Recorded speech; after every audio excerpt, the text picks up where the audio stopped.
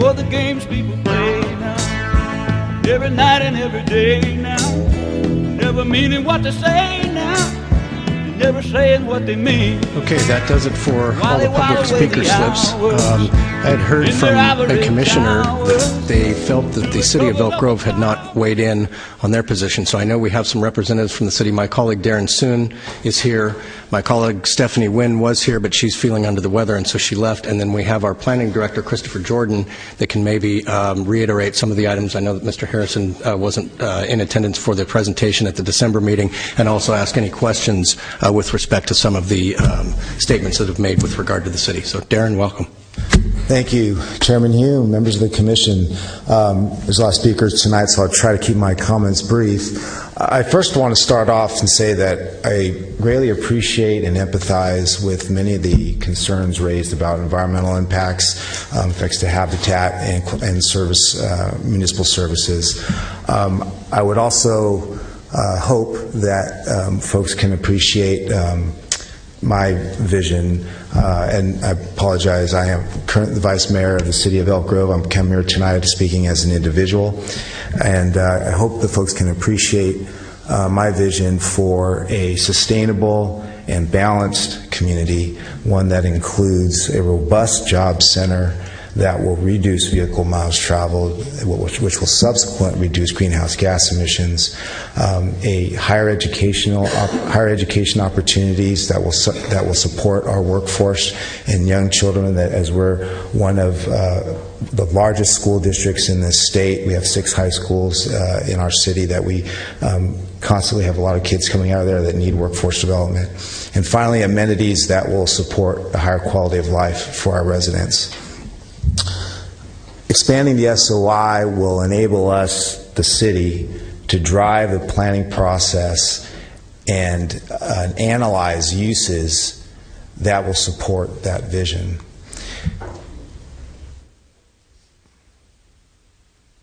The current boundary and land inventory that we have simply does not support the desired jobs housing balance that we need. We take our land use decisions very seriously, and we try to employ best practices wherever possible. We have rezoned underperforming retail uses to support residential land use. The current employment areas that were zoned, that are zoned for office, that was spoken and referred to earlier, that are vacant, we negotiated with residential land use developers to allow them to use a portion of the Melrose proceeds from the infrastructure financing districts to advance infrastructure that will accelerate the viability of those office zone lands. We continue to seek funding for Camera Road that will not only serve to connect those lands, but also serve as a marketing window for those office zone lands in order to make those office zone lands a viable parcel. We've also, in the recent general plan update, the joint City Council and Planning Commission, we have not approved this yet, but we have given direction to limit our own growth. So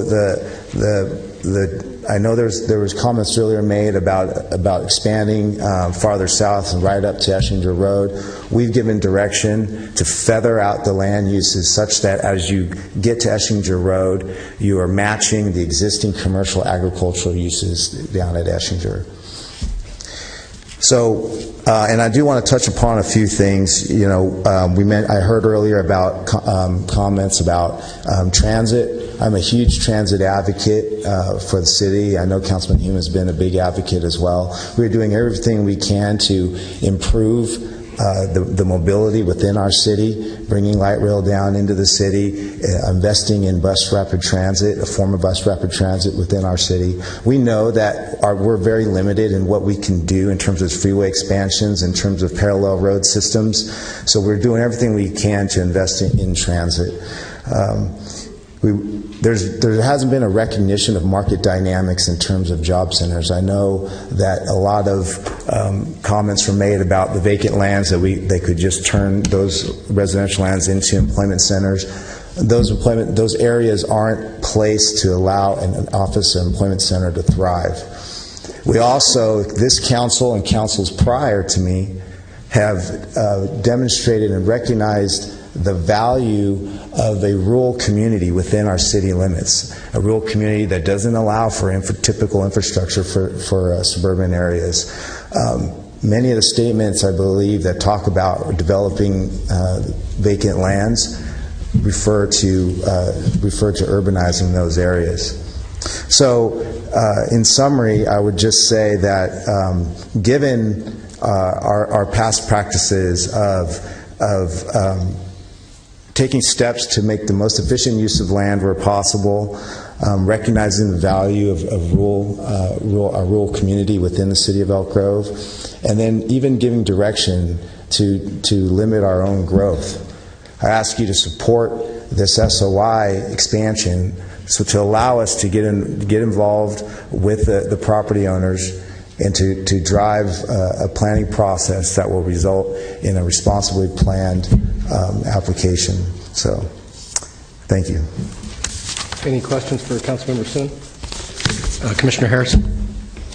Just a point of clarification. I heard you say you speak as an individual, yet you talk about what the city's needs are, and I did review the tape from last month's meeting, understanding the city's explanation of the needs. I have to say I find it curious that property owners of 1,150 acres are making the case for citywide needs, and I really haven't heard much from the city.